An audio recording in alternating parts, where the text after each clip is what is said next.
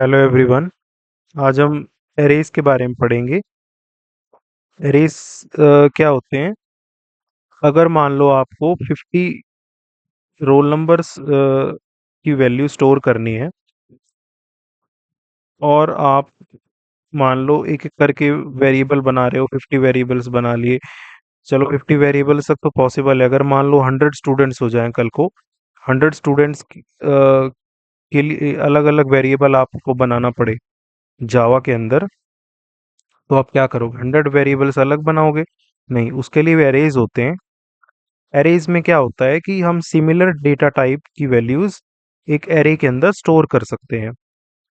तो बेसिकली क्या है कि सिमिलर डेटा टाइप्स ओनली, मतलब इंटीजर टाइप की वैल्यूज, इंट टाइप की हम एक एरेज के अंदर वैल्यू स्टोर कर सकते हैं। हम उसका डायनेमिकली एरे का साइज भी बता सकते हैं कि हम इतनी उसका साइज चाहिए, 50 चाहिए, 100 चाहिए, तो उतना आप स्टोर कर सकते हो और डायनेमिकली इंक्रीज भी कर सकते हो एज पर योर डिमांड। तो ये हमारी वेबसाइट है, यहाँ पे आके आप ब्लॉग पढ़ सकते हो। अ, अभी इसमें हम जावा के एरेज के अंदर सिंगल डायमेंशनल एरेज के बारे में ही पढ़ रहे हैं। In Java programming, arrays are one of the most important data structures. They allow you to store multiple values of the same data type. जैसे कि मैंने आपको बताया था, ये सेम डेटा टाइप के लिए है एरेज। डिफरेंट डेटा टाइप्स नहीं, मतलब ऐसा नहीं है कि अगर आपने इंट डाल दिया तो आप फ्लोट भी डाल सकते हो, नहीं। Only similar data types are allowed in arrays in a single variable, making your code clean, organized, and efficient. In this article, we will discuss single dimensional arrays in Java, their syntax, memory representation, advantages, limitations, and practical examples. What is the single dimensional array in Java? Single dimensional array एक linear data structure है that stores a fixed number of elements of the same type.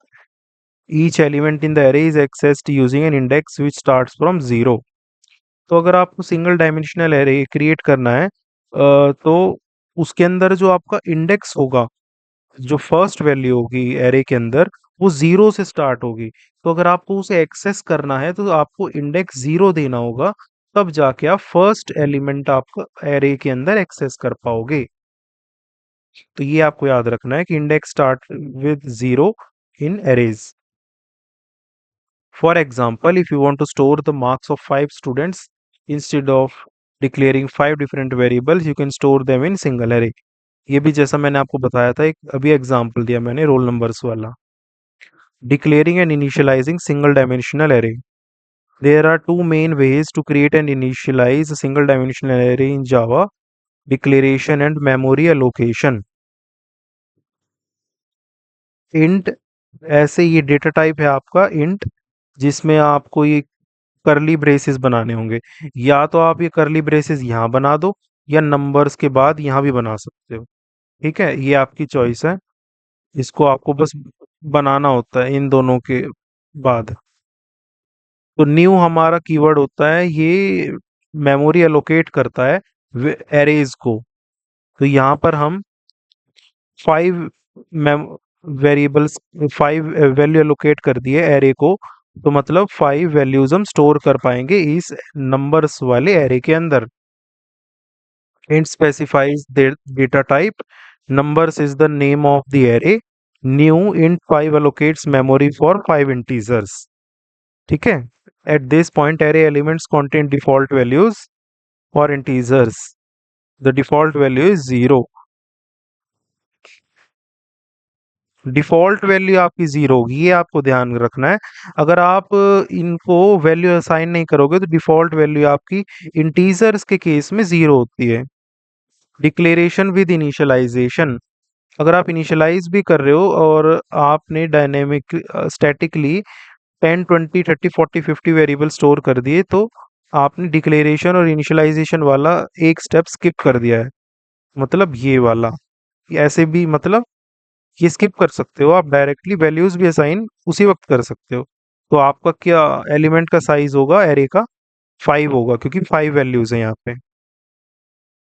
Accessing elements in a single dimensional array. Each element in an array is accessed using its index.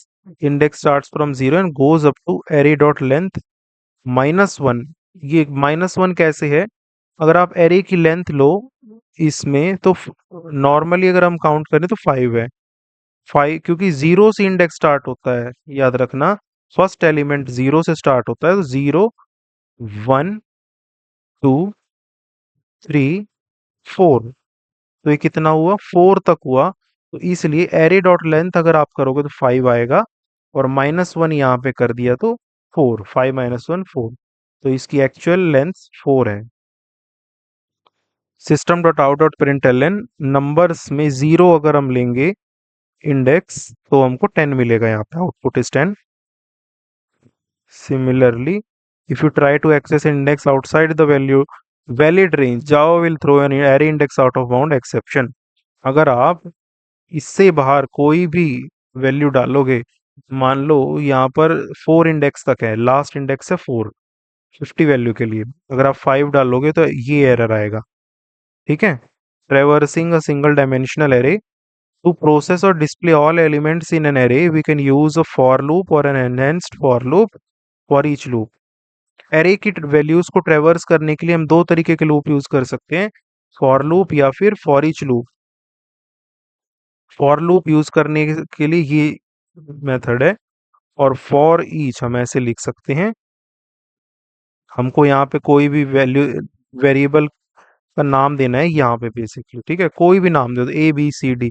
हमने यहाँ पे नम ले लिया, number से हमारा array, ये यहाँ पे हमने जो डिफाइन किया सिस्टम। तो यहाँ पर ये जो नंबर्स एरे है,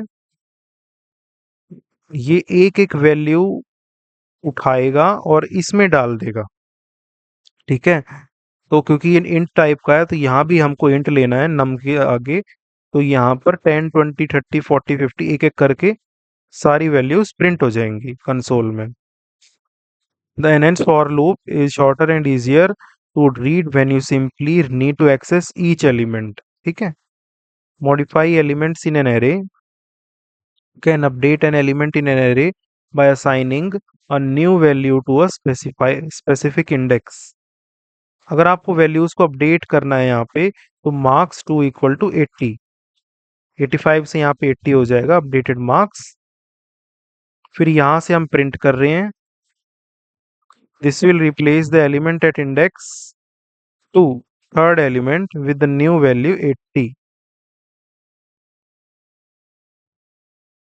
जी, तो हमने थर्ड एलिमेंट को लिया है, मतलब 0 1 2 78 को हमने 80 किया है, ना कि 85 को। तो ये आप ध्यान रखना इंडेक्स का। Length property in arrays, length अगर कैलकुलेट करनी है एरे की तो नंबर्स डॉट लेंथ करके यहाँ से इस चीज से, ये मैंने आपको बता दिया था ऊपर। Memory representation in Java, arrays are stored in continuous memory locations. मतलब कि कंटिन्यूअस मेमोरी लोकेशंस मतलब कि एक के बाद एक, meaning that all elements are placed next to each other in memory. When you create an array, Java internally allocates memory for all its elements in the heap and assign a reference to the variable। ठीक है।